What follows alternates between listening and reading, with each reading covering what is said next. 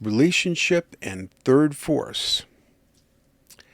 A relationship has a life cycle, an arc of organic development that may be out of the control of either party and which may unfold in ways that confound conscious intentions. This is the idea of third force. It's sort of a force outside of human ego control. And the life cycle of relationships, sometimes it can seem like it's in the control of one person's ego or the other, and they may do something devastating that, or unexpectedly good that has a powerful effect. But a lot of what happens in relationships is due to factors outside of either party or party's control. For example, most people have a sexuality that is just sort of a given that they didn't choose. It's just an irreducible factor from third force, and that may decide who they pick for a romantic partner. Also, we may discover a soulmate, and soulmate should be plural, not single, unless you have a very socially disadvantaged life. A soulmate could be a dog, a cat. You should have many soulmates. But finding a soulmate doesn't mean you live happily ever after.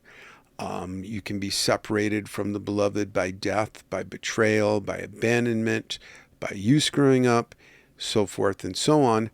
And relationships famously spin out of control. They unexpectedly enter our lives, and then may unexpectedly, there may be a separation. According to Carl Jung, in most long-term intimate relationships, one person is usually the container and the other the contained. Now, in some cases, this is obvious. If we have a mother with an infant, she's obviously the container, well, even when the infant is unborn, but even after that, because an infant is helpless. They have to be contained by a caregiver of some sort. But when we have two adult personalities, one person may be the more unstable, the more acting out one, and the other person might have a larger, more mature personality and can contain the other and understand them and help. Now, sometimes this is because of life traumas. So even though my dad was a genuine tough guy, he had a double trauma. His beloved mother died within like a few days of D-Day while he was abroad getting ready to land on the beach of Normandy. And then everybody he knew in the war died except for him, and he was a medic, so he was dealing with all kinds of gruesome things, and so he didn't talk about it, but he had what we now call PTSD into his 90s.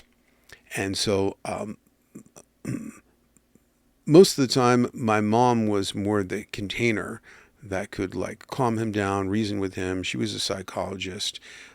He was not so into self-psychologizing. And then at the very end of his life, he had some dementia, though he could still say profound things at times, and she became his physical caregiver, and that's definitely the container role.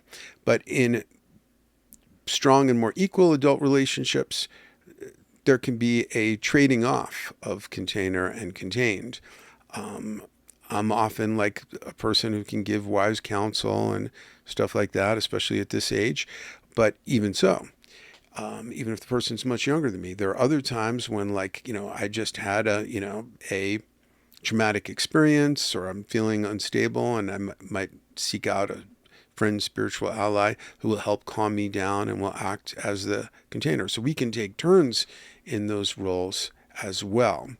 But in the painting, if you look at the card image, and this was my dad's last painting. He painted only during 3-year periods or so in his life. And this is one of the only painting I ever heard him say had a specific meaning. He said it was about death. He wasn't about to die. He would live to 2012. But in this 1979 painting, the container is like a boat with two heads. The two heads suggest that it is the larger, more complete being, but it also seems more diffused than the one contained. Container and contained can fall into a stagnant equilibrium. But then there is third force, the unexpected, entering as a winged being carrying a wreath. And container and contained are reanimated and transformed. So I would just consider this an auspicious time to realize that relationships are not fully under the control of any human ego, but have a mysterious life cycle that we cannot always foresee.